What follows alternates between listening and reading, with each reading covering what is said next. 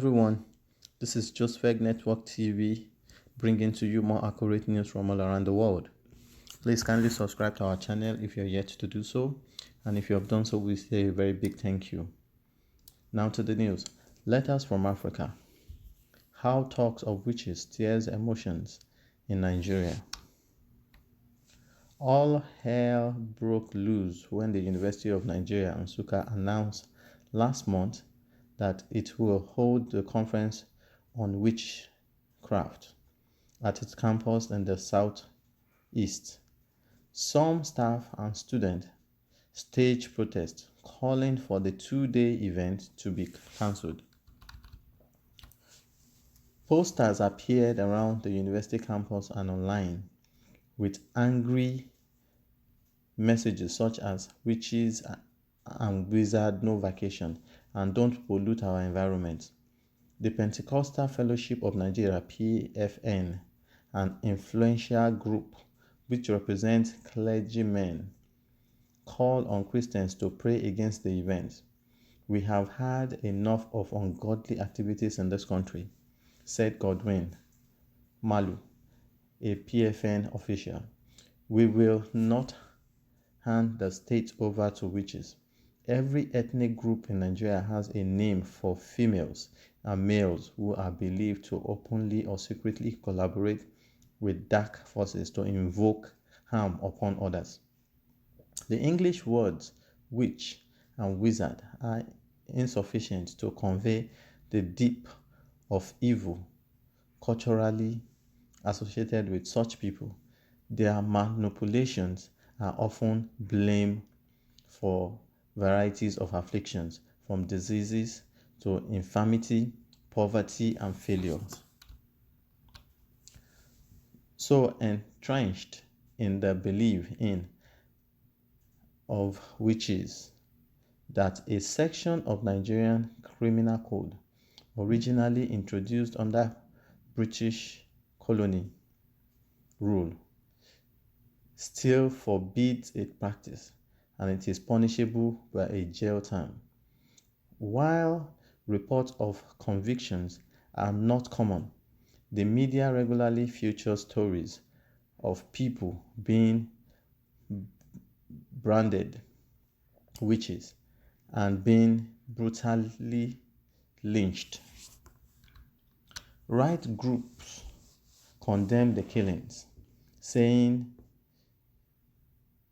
superstitious belief results in the loss of innocent lives, often those of women and children. This was not the first time an event associated with witchcraft had led to cry in Nigeria.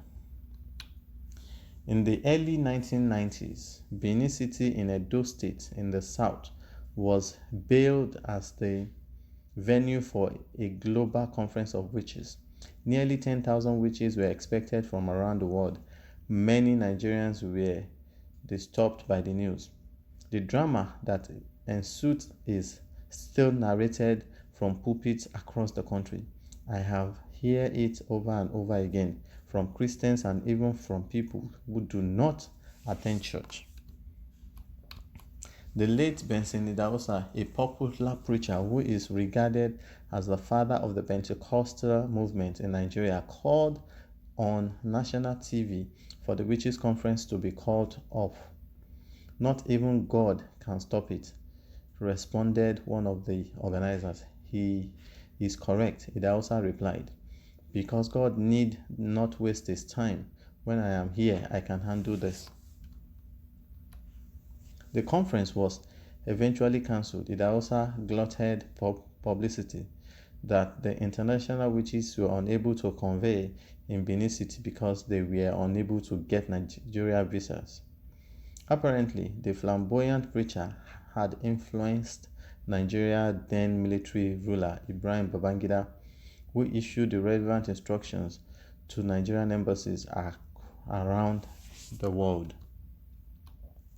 The Nsukka conference must have invoked memories of Idahosa's famous confrontations with witches almost 30 years ago. The protesters and PFN were probably hoping for a similar victory, but it turns out there were no identifiable witches to forestall. The event was a gathering of intellectuals to elevate the belief in witchcraft and its impact on Nigerian society. Apart from rumor about witchcraft, can we intelligently discuss the phenomenon of witchcraft? Commended Egodi, a professor of history and international study and one of the conference organizers. Can we delegate its involved dynamics, especially in regards to human and societal development? What does belief in witchcraft symbolize for civilians, the military, the scholars, and others? However, in difference to the public outcry and at the Vice Chancellor's request, the organizers did away with the word witchcraft on all publicity materials. They also changed the theme to dimension of human behavior. The 2-day event went ahead. The keynote speaker had backed out because of the protest, but the event and the venue was moved to a larger hall to accommodate the crowd. Many were drawn in by the accompanying protesters. We didn't change anything in the conference. We merely modified the title, said Benedict, a professor of political sociology who participated in the conference. All the papers were the same. You could just modify a sentence and there would be peace. Also in attendance at the conference were clergy from local churches. The opening prayer was conducted by a Catholic priest.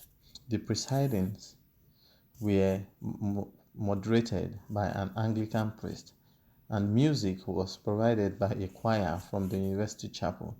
There was nothing evil, said Damian Akpata, a lecturer in the Department of English and Literacy Studies. But prayers alone is not going to end the belief in witchcraft.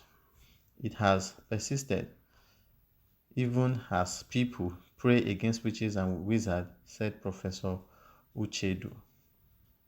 They combat the belief education level, therefore, needs to improve so that the professor said positive developmental mindset emerge in Nigeria. What do you have to say concerning this? Just to tell you that people are not well informed in Nigeria. They organized a conference, and because they put the word witches there, the PFM had to protest at the University of Nsukka like 2 days ago. And after during the protest and after the protest, the vice chancellor had to plead with the organizers. So they only just made away with the witches and wizards from their posters. And because of that,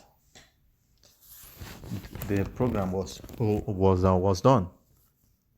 You know, so it's just to tell you that Nigerians are not well informed. It's like we have been brainwashed with so many things. You know, we have been brainwashed.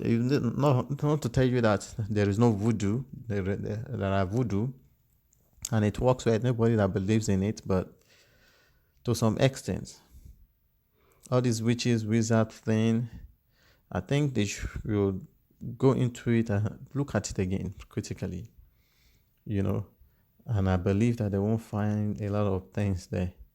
There are no mysteries to it too much. It's just that I think we so in fact in Nigeria they fear witches and wizards more than God himself, you know, because if they don't fear it, they won't be praying against it. So to me it's just a show of how naive Nigerians are, even the educated ones too, you know. So what do you see to this particular news? Kindly leave your comments in the comment box. We'll surely get back to you. And please don't forget to subscribe to our channel if you're yet to do so. And if you have done so, we say thank you. Bye.